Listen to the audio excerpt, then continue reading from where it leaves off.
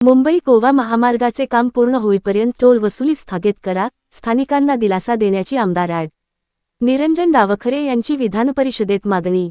मुंबई गोवा राष्ट्रीय महामार्गावरील अपूर्ण कामे सुरू असतानाही पेणजवळ सुरू करण्यात आलेल्या टोल वसुलीचा प्रश्न आज विधानपरिषदेत कोकण पदवीधर मतदारसंघाचे आमदार ॲड. निरंजन डावखरे यांनी पॉइंट ऑफ इन्फॉर्मेशन च्या माध्यमातून प्रभावीपणे उपस्थित केला.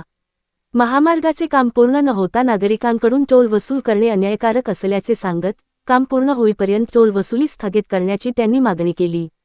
सभागृहात बोलताना आमदार ॲड. निरंजन डावखरे यांनी नमूद केले की मुंबई गोवा महामार्गाचे अनेक टप्प्यांवरील काम अद्याप अपूर्ण आहे.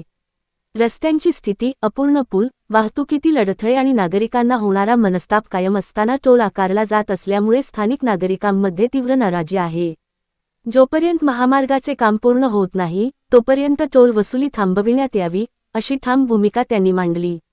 याचबरोबर टोलनाक्यालगत राहणाऱ्या स्थानिक नागरिकांना वारंवार प्रवास करावा लागत असल्याने त्यांना विशेष टोल सवलत योजना लागू करून अधिकाधिक आर्थिक दिलासा देण्याची मागणीही त्यांनी केली.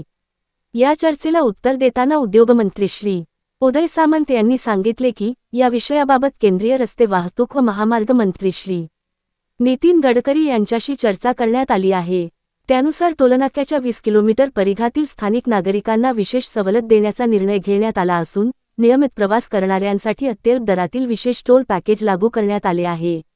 याशिवाय महामार्ग सुरक्षेच्या दृष्टीने महत्त्वपूर्ण निर्णय घेत अपघातग्रस्तांना मदत करणाऱ्या व्यक्तींना 25,000 रुपये प्रोत्साहनपर रक्कम देण्याची तसेच अपघातग्रस्तांना इंडियन रुपी 1.50 लाखांपर्यंत मोफत उपचाराची सुविधा उपलब्ध करून देण्यात आल्याची माहितीही मंत्री श्री. सामंत यांनी सभागृहात दिली. मुंबई गोवा महामार्ग हा कोकणाच्या विकासाचा आणि लाखो नागरिकांच्या दैनंदिन प्रवासाचा महत्त्वाचा दुवा असल्याने महामार्गाची कामे वेळेत आणि दर्जेदार पद्धतीने पूर्ण करून नागरिकांना सुरक्षित, अखंड आणि सुलभ प्रवासाची सुविधा उपलब्ध करून देणे ही शासनाची प्राथमिक जबाबदारी असल्याचे आमदार ॲड. निरंजन डावखरे यांनी यावेळी अधोरेखित केले. तसेच टोल वसुलीबाबत स्थानिक नागरिकांच्या हिताला सर्वोच्च प्राधान्य देण्यासाठी आपण सातत्याने पाठपुरावा करत राहू, असा विश्वास त्यांनी व्यक्त केला.